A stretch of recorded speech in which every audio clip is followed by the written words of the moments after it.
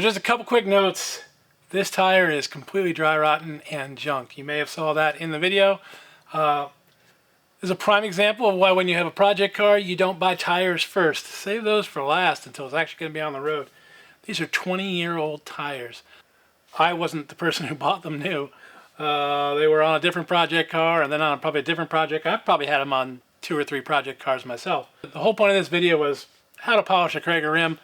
You'd probably want to start with a nicer rim, but if you have a project car or you're on a budget, you don't have to go out and buy really expensive rims. If you've got an old set of Cragars that have some rust on them, as you can see, you can make them look presentable. This is perfect for cruise night, you know, cars and coffee or whatever. Now, if you want to see how the other 3 rims turn out, I am doing a full-length video on this car. So hit the subscribe button. Thanks for watching. I'll see you all down the road.